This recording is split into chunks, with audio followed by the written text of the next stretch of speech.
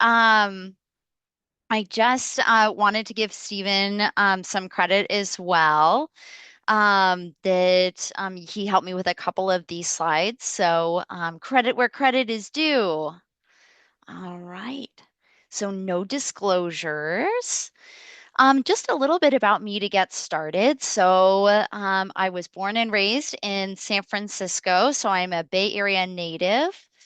For training, I've been all over the country to New York, to Portland, Oregon, Palo Alto, a little bit south of San Francisco, and also St. Paul, Minnesota. And I've been a pediatric rehab medicine physician here at Santa Clara Valley Medical Center since November 2023. So just about a year now. So just to start out with, what is pediatric rehab medicine? So it's a subspecialty of physical medicine and rehabilitation, PM&R, that aims to enhance function and quality of life in children that have congenital or acquired childhood onset impairments. I think it's always kind of fun to know where things came from to get a better understanding of the field. So we'll just review a little bit of where PD rehab came from.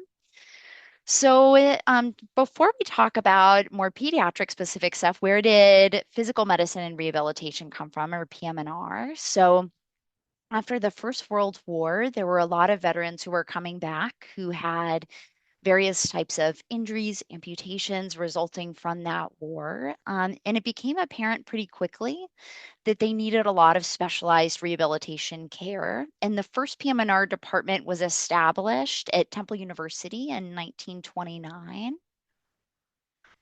With the advent of World War II and the invention of antibiotics, a lot more veterans were able to survive that war with injuries that would have been unsurvivable in previous wars. But that also meant that there were a lot more veterans who were coming back after that war with pretty significant disabilities.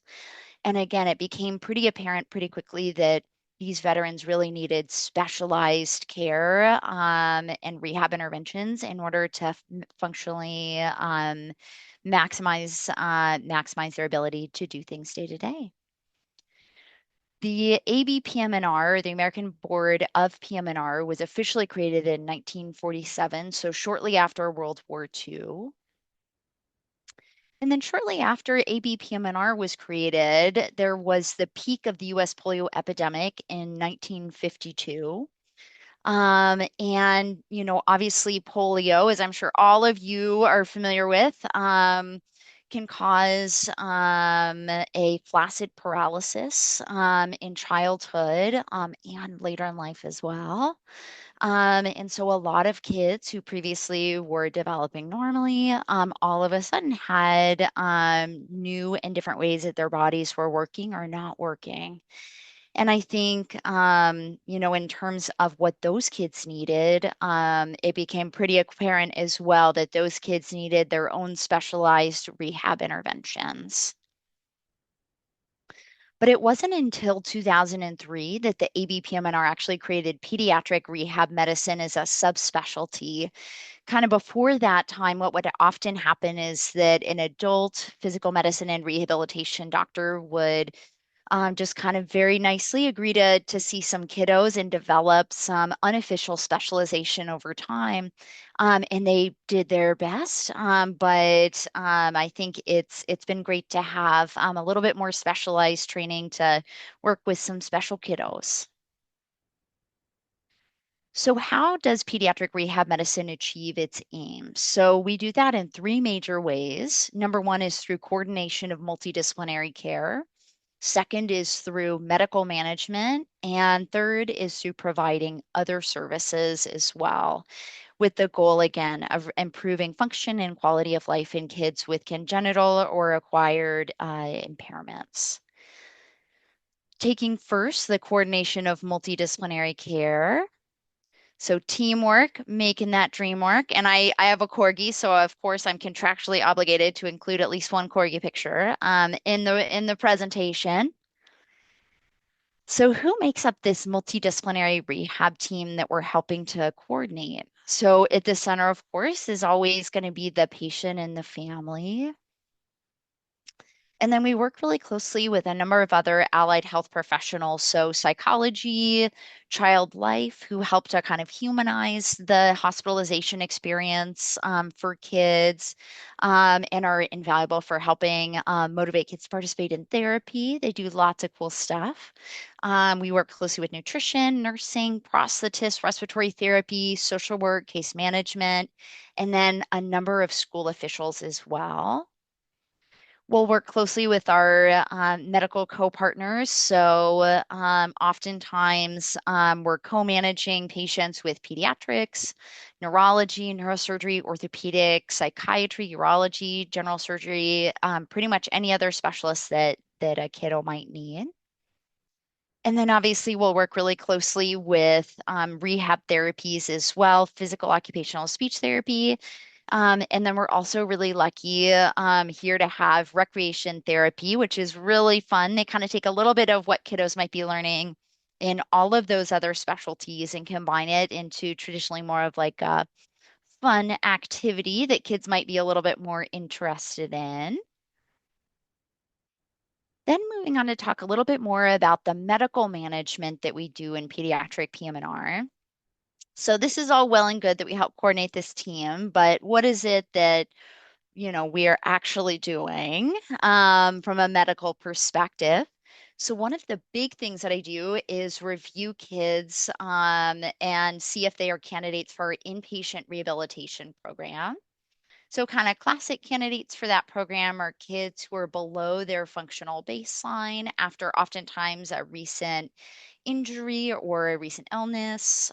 They can participate with 3 hours of therapy, 5 to 6 days per week, have the potential physically to functionally improve, are medically stable, have caregivers who are interested in inpatient rehab. You would think that this would be a given, but this is definitely not a given. There are a number of families who, for one reason or another, may not be interested or just not interested yet in inpatient rehab. And then have a safe community discharge plan is also an important component of being a candidate. The inpatient rehab program is really geared towards trying to get kids and families set up for success in the outpatient setting. And so having that really good community discharge plan is an important piece of the puzzle. In addition to working in this inpatient rehab program, reviewing the candidates for the program, also managing the patients who are in that program. I also do evaluation for peripheral nerve injuries. So that'll be nerve conduction studies, NCS, and electromyography, EMG. So I do those studies. I can help to evaluate and manage different types of gait disorders. So in pediatrics, there's kind of this known entity of toe walking. Kids toe walk for lots and lots of different reasons, but we can try to help pull that apart and manage them functionally. In addition to looking at any underlying causes. We can also help to treat myopathic gait, which is a gait pattern that often occurs in things like congenital muscular dystrophies, and then also various types of spastic gait patterns, which can occur in the setting of things like cerebral palsy. We also do additional medical management for contractures, for hypertonicity, and that's often through doing things like Botox injections or phenol injections. Will help to manage pain, to really try to improve function, as well as quality of life, helping to manage wounds, medical management for, and behavioral management for insomnia. When kids have neurologic diseases, oftentimes they'll have a dysfunction of the way that their bowel and their bladder works. And in a particular pattern of that, it's called neurogenic bowel and neurogenic bladders. So we do medical management for those conditions. And then we also help with intrathecal baclofen pump management. So both refilling the pumps, kind of troubleshooting the pumps, adjusting doses, all of that jazz. We also do monitoring for scoliosis, kids who have the types of conditions that we're often seeing in our patients. in our patient population are at increased risk for abnormal hip development and can be associated with hip subluxation. So for these kids, we'll do monitoring of their hips and then looking for any other orthopedic complications that might develop. If kids have a skeleton that's developing in the setting of excessively high or excessively low muscle stiffness, which can result from a variety of congenital and acquired conditions, that can put an extra twisting or deforming force on a lot of bony structures. We're also seeing kids with various types of congenital genetic syndromes like osteogenesis imperfecta that may have known bony sequelae. So good to monitor those bones, and then helping to provide any referrals to appropriate medical specialists as well. Just like adult PM&R, we also do some specialty management for individuals with spinal cord injury and brain injury. It's really impressive when somebody has a spinal cord injury or a brain injury, the way that their body is often dysfunctional can be kind of stereotypic or kind of similar in certain instances. And we need to do certain things medically in order to kind of optimally manage kind of the body of somebody who's got a spinal cord injury or somebody who has a brain injury.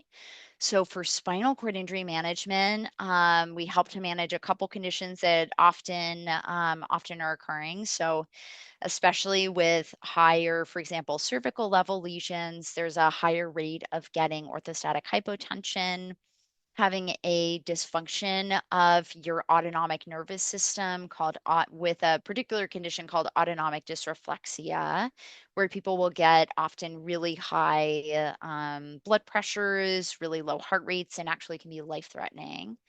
And then lots of wound management as well for the spinal cord injury population. And then brain injury management. So oftentimes we're also helping to manage any kind of autonomic dysfunction that they might have, like autonomic storming, medical optimization so that they can kind of regain cognition as best as possible. And then often, as somebody is progressing through kind of these stereotypic stages of brain injury recovery, one of those stages includes kind of an agitated, confused stage. And sometimes to be able to help kids be safe, help caregivers be safe, staff be safe, and themselves be safe, we need to think about some medication management for that agitation. And I just had to put this picture of this sweet girl we we had here, shared of course with permission, Kayla. So Kayla is a 12-year-old girl who unfortunately was in an accident and had a brain injury resulting from that. Initially wasn't able to eat like a regular diet, wasn't really able to walk around, and really required assistance to even stand up. And she's doing amazing. So I think really getting to work with kids like Kayla is really gratifying. Get to see all the amazing stuff that they do. Perfect. So we've kind of gone over how pediatric PM&R can help with coordination of multidisciplinary care, medical management, and then we'll move on and chat about what other services we're able to help provide.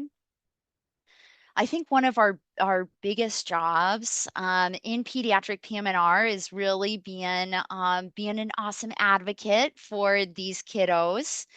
You know, I think in a perfect world, we would hope that kids with disabilities would get all the services that they need, that they qualify for, that they deserve. But we know, unfortunately, that the world is not always super fair. And sometimes it takes somebody to really help to advocate for this child and their family, for kids to really be able to succeed. So this is a big part of what I do, whether it's maybe calling a school nurse to make sure that that they're well educated on how to manage this kid's wound to allow them to go back to school instead of being on bed rest for, months and months, for example. Making sure that kids are getting the accommodations that they should be getting to succeed in school, making sure that they're getting into programs that they qualify for, all of that good stuff. I also work really closely with other therapists, folks at school, families to get in place various types of accommodations for schooling. I think one of the amazing things that often surprises a lot of families is no matter how functionally impaired kids are, we can pretty much always get back a medically stable kid to school, no matter their functional level. And it's really amazing. I think a lot of kids also really blossom in that setting where they're able to be social and get to see other people. But sometimes they just need a little extra help to be able to be successful in that setting. So kind of coming up with, what might work, what might not work for a kiddo and family, and often requires kind of some adjustment over time of kind of what accommodations need to be in place.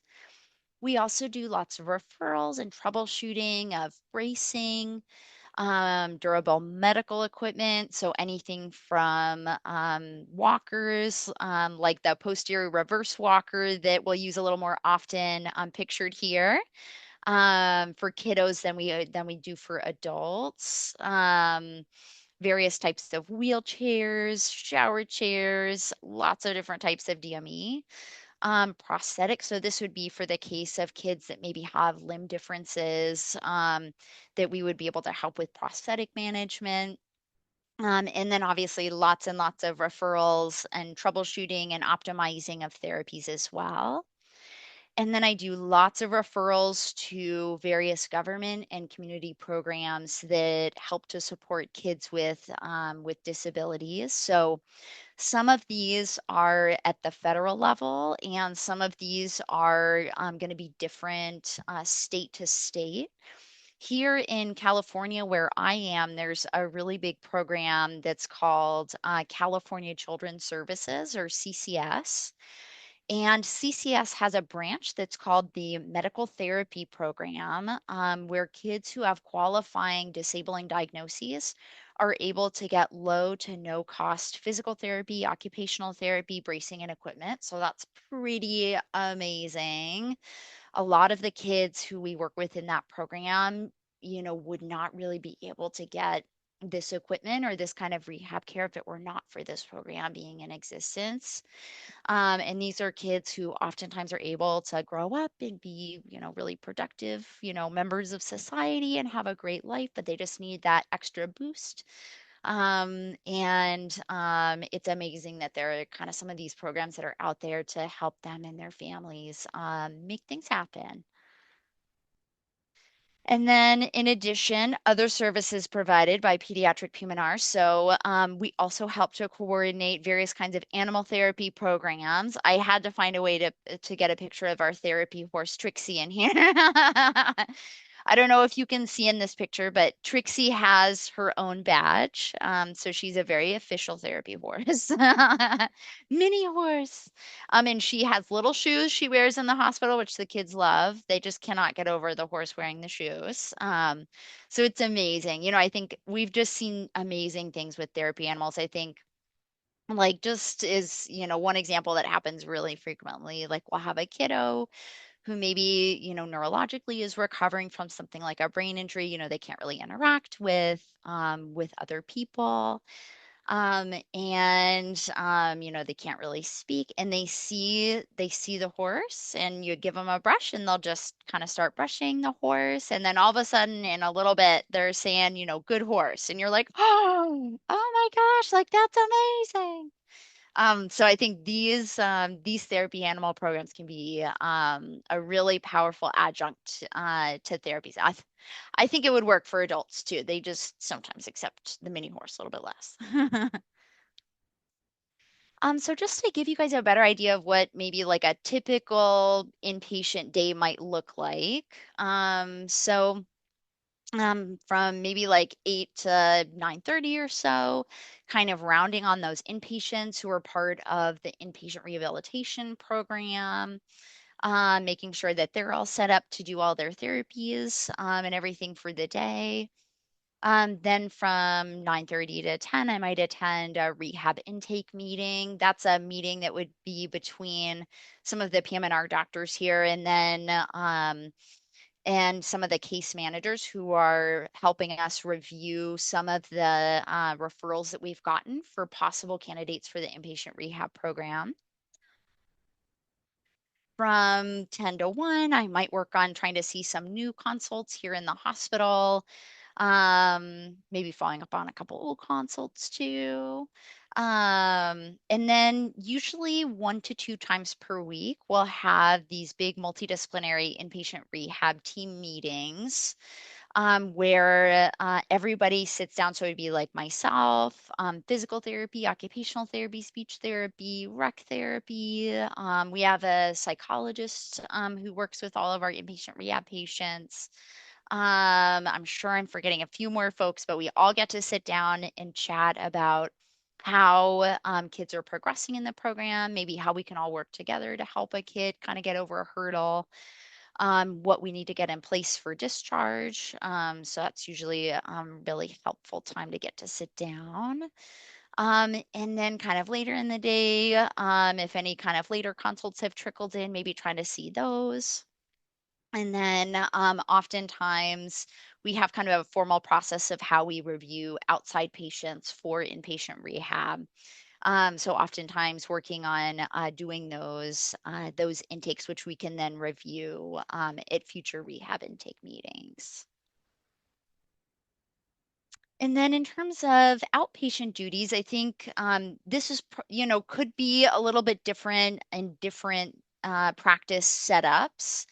But here at Santa Clara Valley, I'm involved in kind of a couple of outpatient clinics, and usually I would do maybe 2 to 3 afternoon clinics per week, kind of mixed in with maybe like seeing inpatients in the morning and then clinic patients in the afternoon often.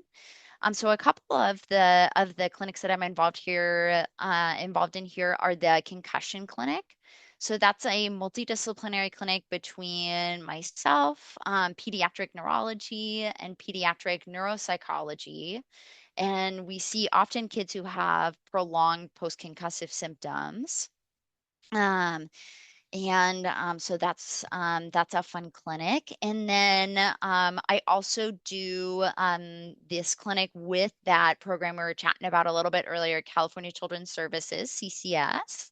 Kids who are in that medical therapy program need to have an evaluation by a physician. It's like roughly every 6 to 12 months, depending on the diagnosis, to be able to justify or kind of discharge kids from that program, justify kind of their ongoing participation versus discharge. And so at that clinic, it's myself and then a CCS physical therapist, occupational therapist, and sometimes a social worker.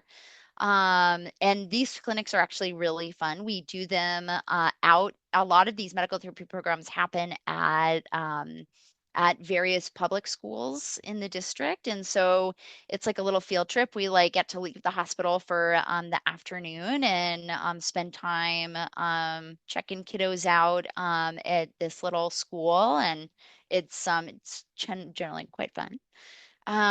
Then we also have a multidisciplinary spina bifida clinic that I'm a part of with urology, social work, physical therapy. There's a nurse case manager who's also part of that clinic. And then a lot of, I know other pediatric PM&R docs as well have a procedure clinic. And that's often where we'll be able to do like our Botox injections, phenol injections, intrathecal baclofen pump refills and adjustments, and then EMG and nerve conduction studies. Some of the procedure clinics that we do for in Peds PM&R will be what we would call unsedated procedure clinics. So Oftentimes, those are going to be like your older teenagers who are not going to be maybe super traumatized by some of the injections, that kind of thing. And then a lot of times for our younger kids or kids with significant kind of changes in their thinking, we'll have to do a sedated procedure clinic as well. So the kiddos can kind of be able to get some medicine just to be a little bit more relaxed while they're getting injections, while they're having tests done, like that EMG nerve conduction study. That would involve us kind of giving little shocks through the skin and putting needles in a variety of muscles, which, as I'm sure you can imagine, not all kids are super, super psyched about, or adults for that matter. But usually we're a little nicer to the kids and give them a little bit of sedation, sometimes, especially our younger kiddos. And then I have just a general peds rehab clinic as well, to be able to see kind of any kiddo, who has functional impairments, who maybe doesn't fit into one of these subspecialty clinics. So I know we've chatted a little bit about some of the kiddos that we might see in Peds PM&R, but just to kind of review what kinds of conditions we might see more often. So brain injury, spinal cord injury, we see a lot of cerebral palsy, which is basically like a fancy name for a brain injury around the time of birth and early childhood often. um, Strokes, spina bifida, various types of neuromuscular conditions and other genetic syndromes, toe walking, various types of developmental delays, other kinds of neurologic conditions, kids who've been in like really bad car accidents with polytrauma, kids with limb differences, hypermobility, kids recovering from various types of malignancies, kids who, especially here at Santa Clara Valley, we see a number of kids who have who are recovering from severe burn injuries, since we have a burn center. Kids who maybe have pediatric specific sports injuries, just generally kind of not really improving with outpatient therapies. And in summary, pretty much any kid with a functional impairment is potentially a PD rehab patient. So although I love Pete's Rehab, of course there are always limitations to things. So um, in PD Rehab different we have a different kind of training regimen than pediatricians. So we're not really able, unfortunately, to function like a primary care, like a general pediatrician. We generally don't diagnose new developmental disabilities. We can help kids who maybe have a new developmental disability with getting therapy interventions and monitoring, or get to the right people to get a diagnosis for a developmental disability of unknown etiology. But doing that diagnosis ourselves is usually not something that we'll do. And then oftentimes we're not kind of doing those therapy sessions with the kiddos. Although we might attend the therapy sessions and kind of watch, or suggest certain things to do in the therapy session. And then we may just have a little bit less to contribute for kids who are medically not very complicated, who haven't tried kind of first line rehab interventions, for example, for back pain or other issues. Rehab for kiddos, just like rehab for adults, it's very participation and activity based. So kids who have severe kind of unmanaged behavioral disorders, we are not always able to work with. You'd be amazed. I think where this comes up the most often is for kiddos who maybe have something like an autism spectrum disorder. We're actually able to work with a lot of kiddos with autism spectrum disorder, even if they're nonverbal. But there are always going to be, unfortunately, those kiddos who maybe past a certain behavioral thresholds, they just get a little bit less out of therapy if they're really kind of not willing to get out of their shell. And then kids with really severe feeding disorders are often better served in multidisciplinary clinics that are really feeding disorder focused. So that could be, for example, in really young children who maybe are having a really hard time getting enough nutrition in, or if there are maybe like older, like teens, for example, that maybe have an eating disorder that's more psychologically based.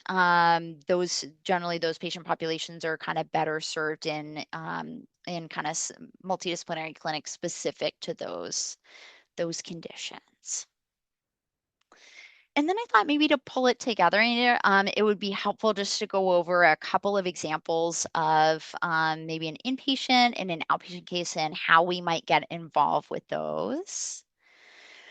So for our first inpatient case study, we have a previously healthy 3-year-old boy who sustained a cervical spinal cord injury about a month ago.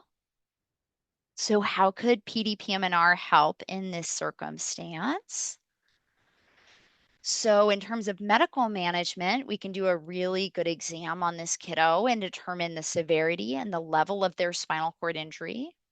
We might start extra medicine like midodrine to help to manage their orthostatic hypotension. We might start them on a bowel program for their neurogenic bowel with things like Miralax and suppositories. But that extra muscle stiffness, that spasticity that they might have that's resulting from that central nervous system injury, and any pain that might be associated with that as well, we can start baclofen and gabapentin. For neurogenic bladder that might be resulting from that spinal cord injury, we might start intermittent catheterization, which is where we would place a urinary catheter, allow urine to drain, and then remove that catheter. And generally is associated with better outcomes than long-term Foley placement, and is also great for therapies because a kiddo doesn't have to necessarily be attached to a bag to, while they're participating in therapies or when they're going back to school, all that jazz. And then if they are having issues with that dangerous condition we talked about earlier, like autonomic dysreflexia, we can come up with a medical management plan for how to deal with that. We might place a number of referrals for the therapies, child life, nutrition, psychology, pulmonology, especially cervical spinal cord injury patients, tend to have more respiratory issues. If you think about your diaphragm innervation, that's all coming from your cervical spine. So having a cervical spinal cord injury can affect your ability to breathe. And often we need to do a little bit extra to help kids optimize their respiratory status. Might think about doing a little CCS medical therapy program if you're in California. And then we would help to work with therapy on really trying to get an optimized bracing. So at first, we might start with things like bilateral pressure relief ankle foot orthoses, which is abbreviated PRAFOs. So for those of you who maybe haven't seen those before, these are like the patients and families always call them the fuzzy boots. But basically is able to help relieve pressure on the posterior heel much of the time. And that's where patients are a little bit more prone to developing pressure wounds. So that's really helpful. We might think about getting bilateral resting hand splints, compression stockings, an abdominal binder. It's really interesting, especially for kids who have a lot of problems with orthostatic hypotension. You actually pool a lot of blood in your abdomen. And so if we're able to get you the correct abdominal binder, we're able to alleviate a lot of symptoms of orthostatic hypotension, which is really cool. Oh, and then I had pictures too of some resting hand splints. And then we might help as well with getting any durable medical equipment that might be needed. So this might be something like a wheelchair that has the ability to do tilting in space to allow for that kiddo to change positions and do pressure reliefs. And maybe it also includes a wheelchair that has appropriate head support to make sure that they are able to be comfortable in that wheelchair. And then oftentimes we'll start stander programs. Standers are these really interesting pieces of equipment.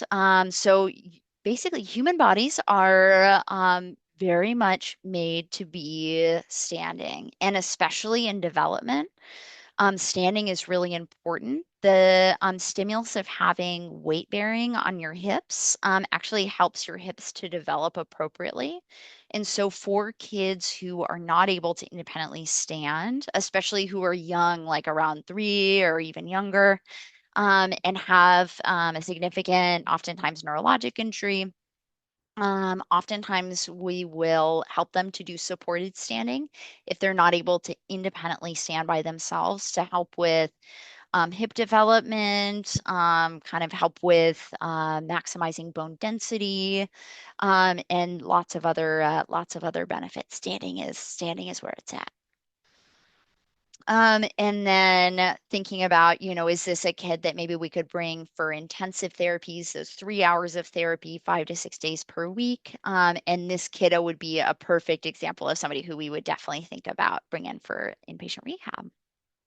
So that was our inpatient study. And then moving on to an outpatient case study.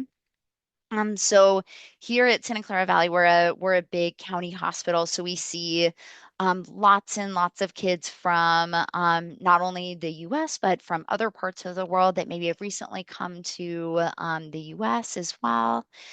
So in this case, we've got a 10-year-old boy with history of mixed tone quadriplegic CP who recently came from Ecuador and doesn't have any equipment, bracing, or overall rehab plan. So how might we be able to help a kiddo like this? So in terms of medical management, we can start with getting some x-rays and evaluate for any kind of hip dysplasia, scoliosis, help to determine and do a really good exam to determine the functional type of cerebral palsy.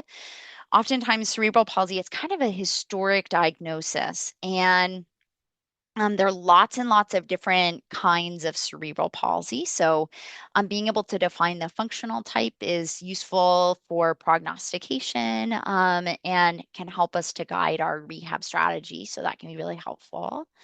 For neurogenic bowel, we might start things like Miralaxena. Again, for that muscle stiffness, maybe starting some baclofen.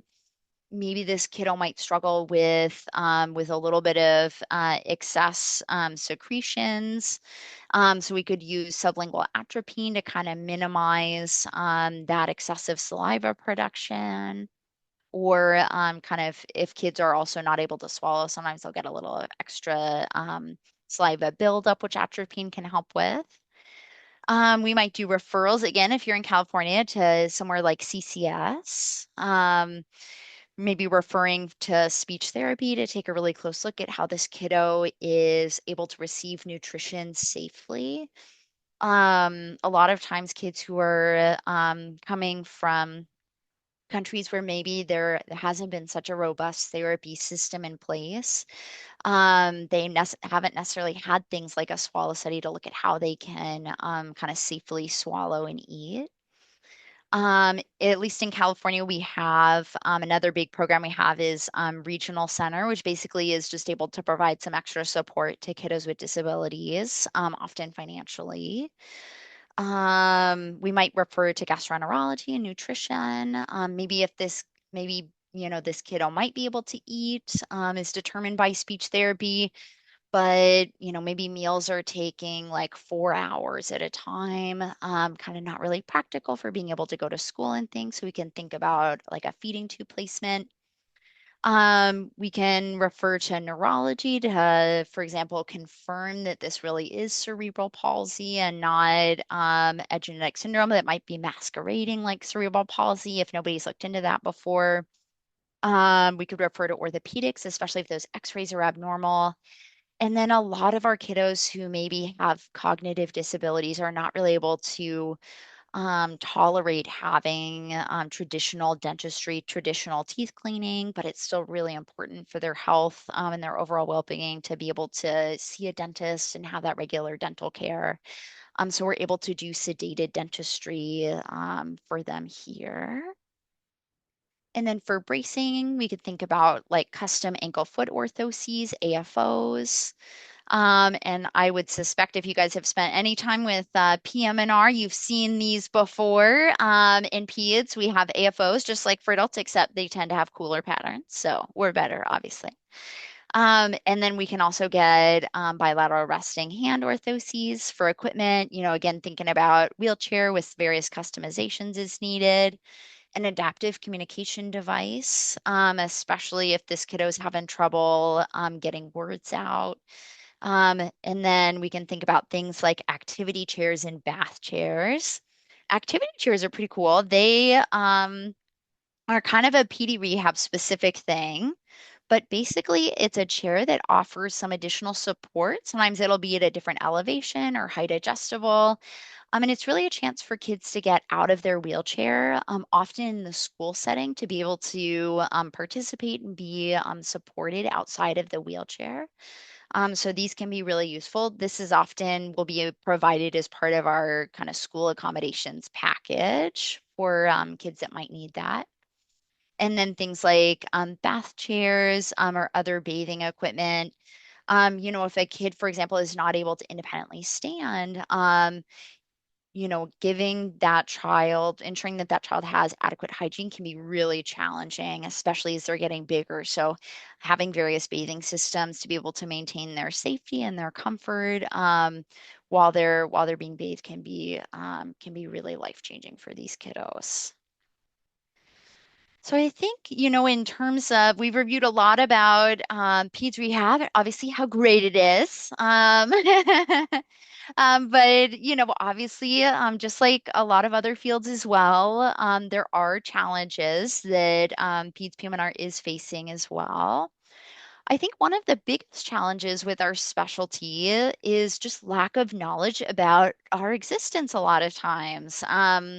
I'm even surprised by how many people know about adult PM&R but don't know about peds PM&R.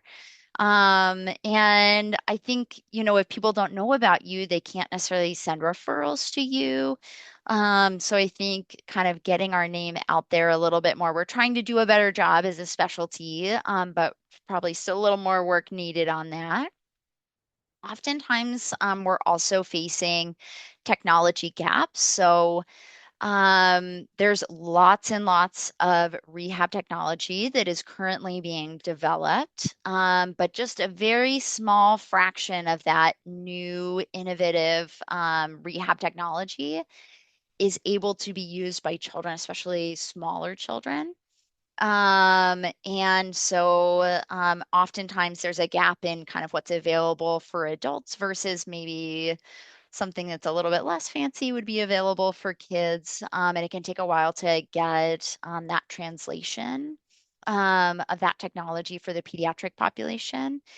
And then also, the tricky thing as well about kids is that you can get them like a fancy technology thing to help them with their rehab.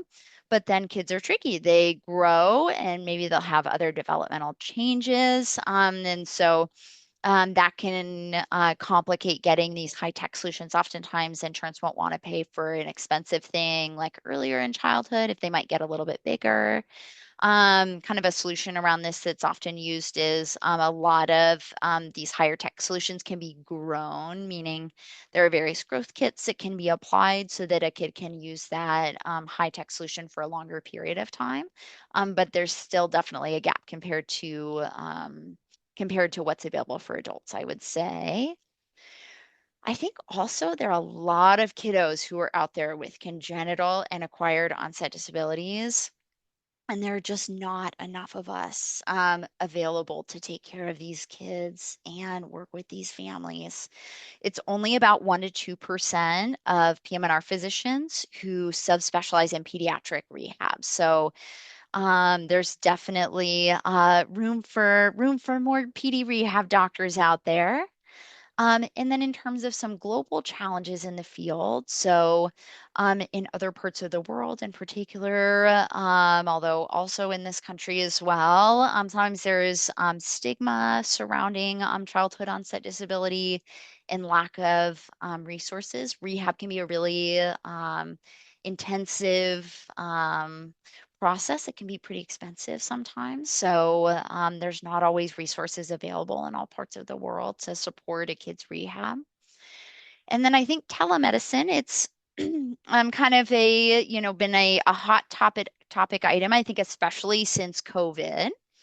And it can be really helpful and is an awesome tool to be able to have. But I still think we're still figuring out how to best incorporate telemedicine into pediatric PM&R. And obviously, there are some things that, we probably will not be able to do for the most part, at least in the near future, through telemedicine, like some of the physical treatments we do, like injections. So why should you go into pediatric PM&R? So number one, the patient population. I think, people hear like, oh, pediatric PM&R, like, oh, like kids with brain injuries, that's so depressing.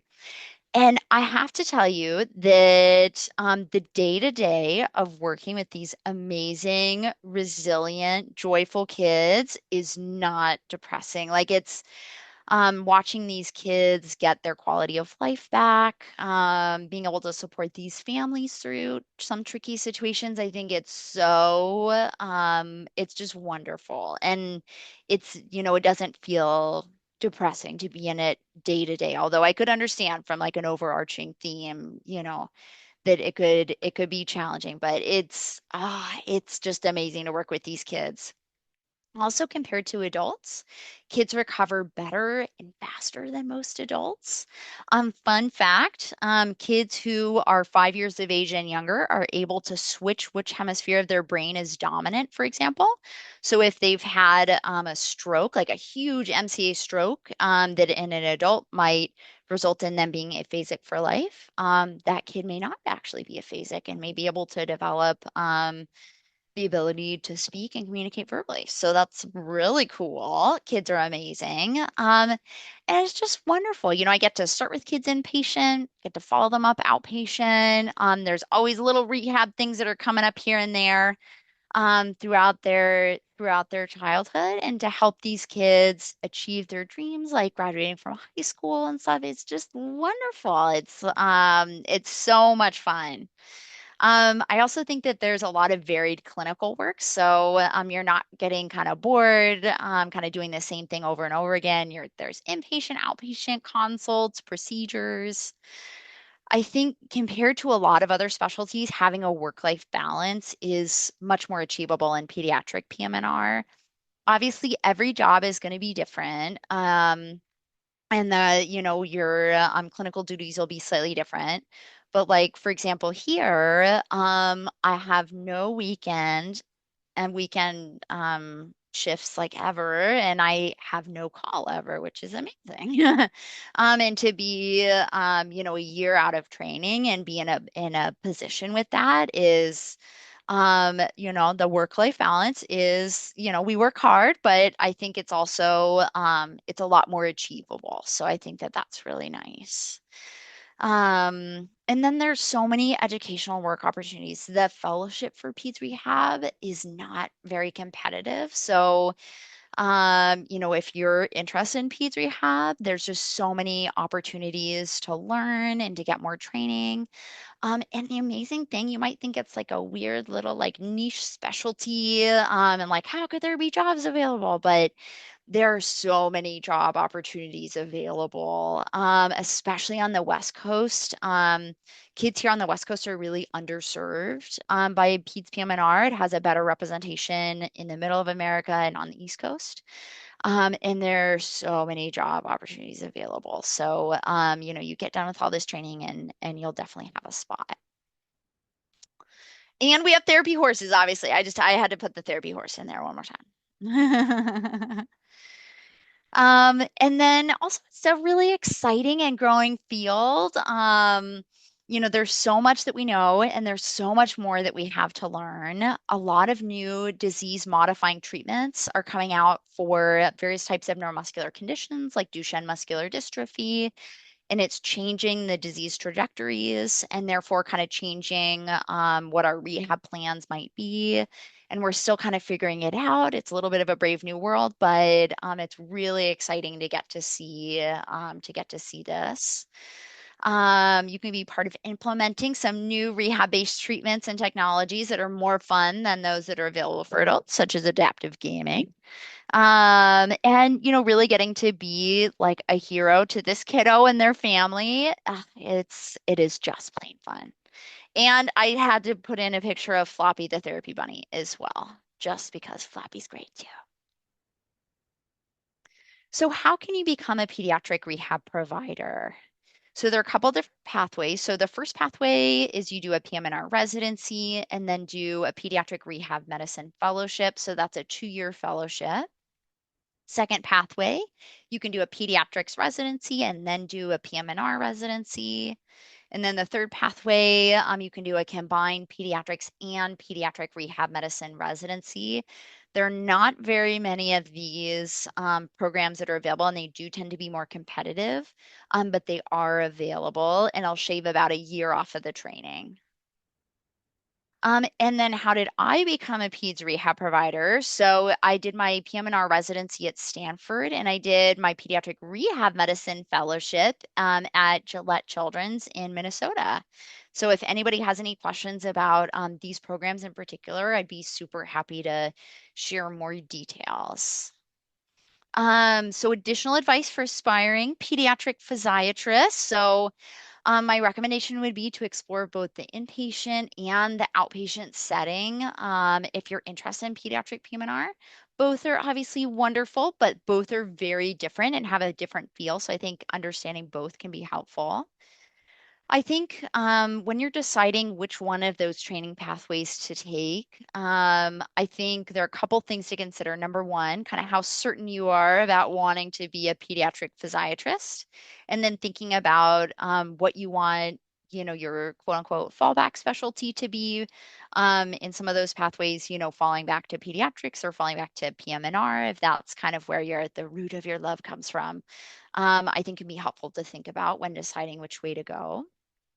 Um, in terms of sustainability, just making sure that, you're in a specialty, and this is even outside of PEDS PM&R, but just making sure that you find that specialty that's really going to align with what kind of goals you have for kind of how you want to live your life overall, I think is really important. And then I think networking is also important in PEDS PM&R. There are not very many of us, and we have a very small kind of interconnected web. So I think helping if you kind of work to make some relationships and make connections within the field, I think that can help you a lot. Even doing like a little small poster presentation, like a case presentation at a national meeting can be really helpful way to meet somebody who's in the peds rehab world. And then oftentimes people have heard about the American Academy of PM&R, AAPM&R, but there's kind of a corollary organization for more PD rehab specific stuff, and that's the AACPDM, or the American Academy of Cerebral Palsy and Developmental Medicine. So if you're at all interested in peds rehab, I'd recommend joining the academy, and then maybe trying to go to a meeting or two. And then some additional resources. If you're so excited about peds rehab after this talk, and want to have like a little primer to get more info about it, I think this handbook I always recommend, Handbook of PD Rehab. Great. So in summary, PRM is a subspecialty of PM&R that utilizes a multidisciplinary approach to enhance function and quality of life in children with congenital and acquired impairments. PRM achieves its aims by optimizing multidisciplinary care through medical management of conditions like brain injuries, spinal cord injuries, many other conditions. We can help with placing referrals to state, community, federal programs, as well as to other providers. And we can assist patients and families with non-medical management of their conditions, for example, with custom bracing, DME, school accommodations. There are a couple different ways to become a PDPM&R specialist. So always feel free to contact me if you have any other questions, even years from now. I'd be delighted to chat. Bibliography. And with that, thank you so much for all of your attention and for listening to me yarn on for so long. And this is our last picture that I had to include, also with permission. So this is Parker. Parker is a huge cop fan, and she unfortunately had sustained a brain injury.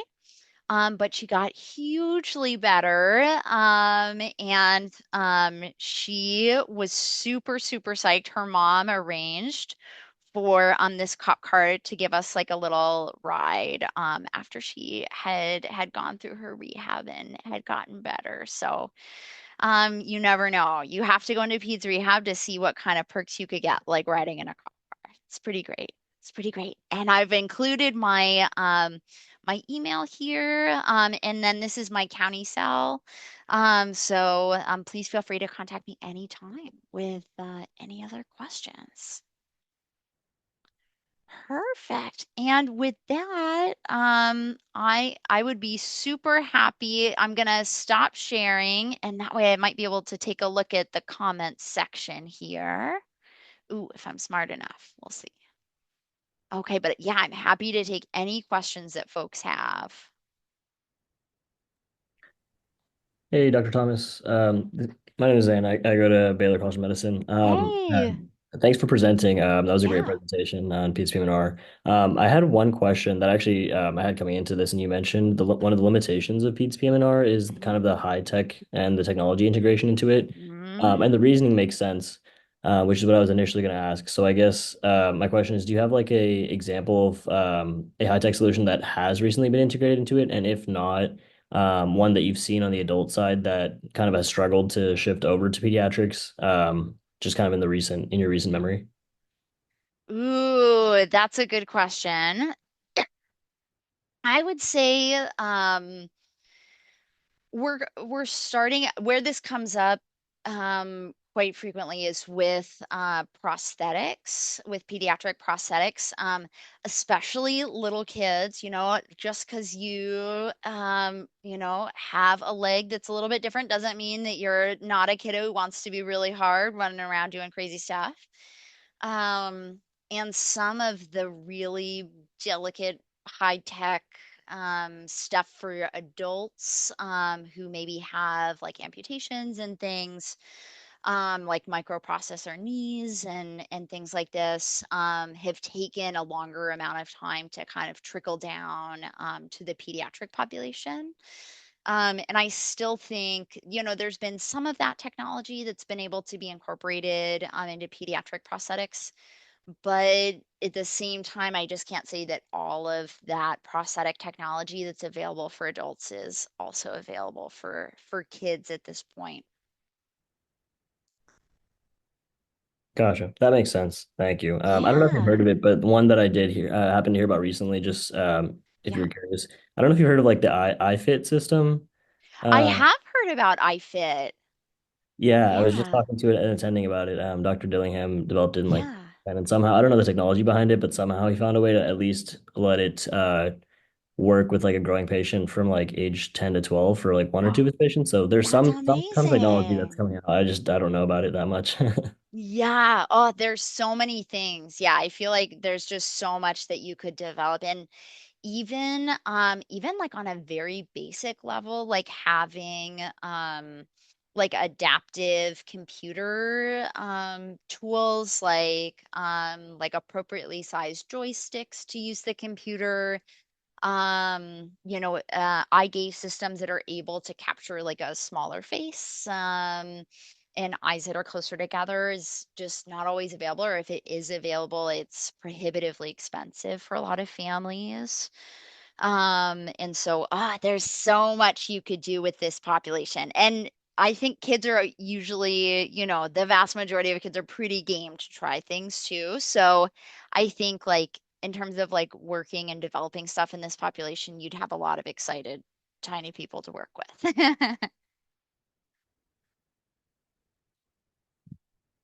Hey, Dr. Thomas, I had one question about it was towards the beginning of your presentation. Yeah. I think you're saying that, sometimes the caregivers aren't too interested for their children to be in Mhm. inpatient rehab. So just wondering how you tackle those kind of situations and try to educate the parents.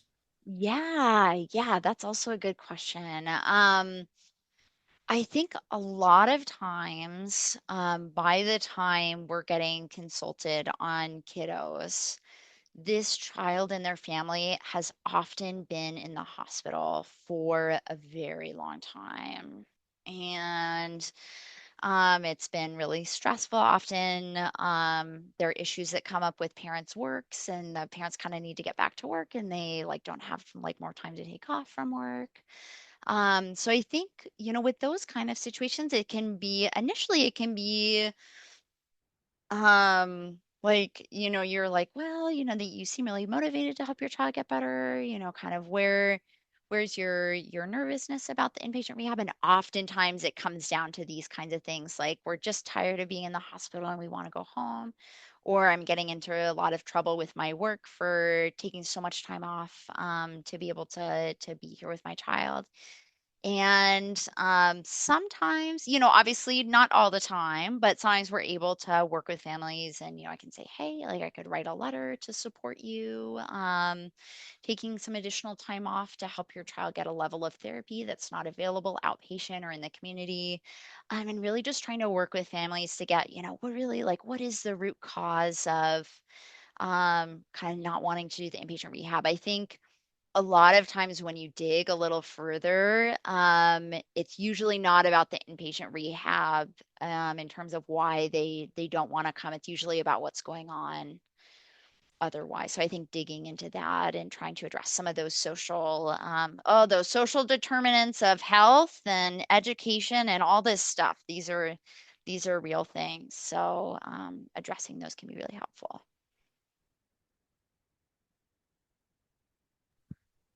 Kind of in that same vein, I had a question you mentioned.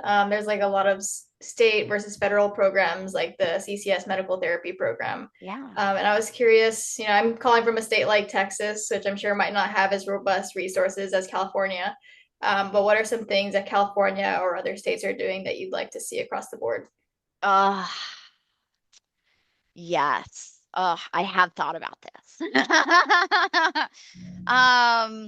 I think having a program like CCS in other states is really would be wonderful. I think that there are a lot of kids, especially kids who might be from underserved backgrounds.